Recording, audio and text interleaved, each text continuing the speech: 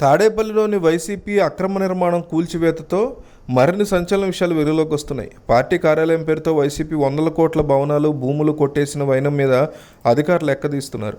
26 జిల్లాల్లో వందల కోట్ల విలువైన ప్రైమ్ ల్యాండ్స్ని పార్టీ కార్యాలయం పేరుతో గత వైసీపీ ప్రభుత్వం కొట్టేసింది.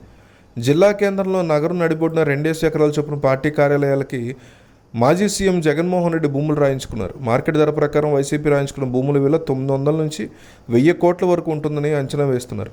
26 జిల్లాల్లో ఒక్క పార్టీ కార్యాలయ నిర్మాణానికి కూడా వైసీపీ అధిష్టానం అనుమతులు తీసుకోలేదు.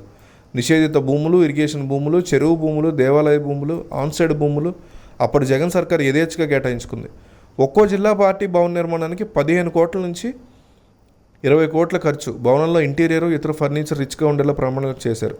భూముల విలువ, భవనాలు పెట్టే ఖర్చు, ఇతర హంగులు కలిపి కనీసం 2000 కోట్లు అవుతుందని నిర్మాణ రంగ నిపుణులు అంచనా వేస్తున్నారు. ఒక్కో జిల్లా పార్టీ కార్యాలయంలో ఒక ప్యాలెస్లో జగన్ నిర్మించారు.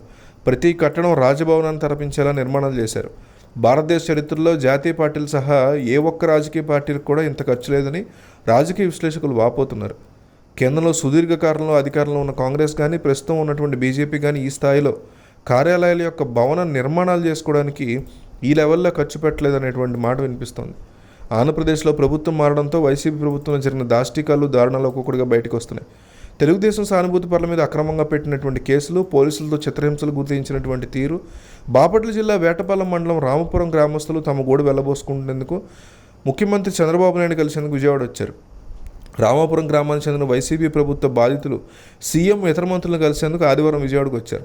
తమ మీద అన్యాయంగా కేసులు పెట్టి వేధించారని పేర్కొన్నారు. తమ మీద అన్యాయంగా పెట్టిన కేసులను తొలగించాలని, దాష్టీకాలకు పాల్పడిన పోలీసులు, వైసీపీ నేతల మీద చర్యలు తీసుకోవాలని ప్రభుత్వ పెద్దలను విజ్ఞప్తి చేస్తున్నారు.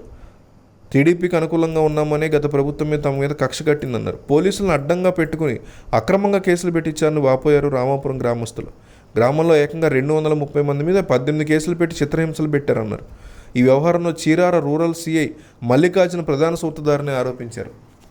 సివిల్ డ్రెస్లో వచ్చి మరీ ఆడవారిని కొట్టేవారని చెప్పారు. ఇప్పుడు చంద్రబాబు సీఎం కావడంతో తమ కష్టం చెప్పుకునేందుకు వచ్చామన్నారు. తమ జీవితాలను నాశనం చేసిన అధికారులు, వైసీపీ నాయకుల మీద చర్యలు తీసుకోవాలని రామాపురం గ్రామస్తులు కోరారు.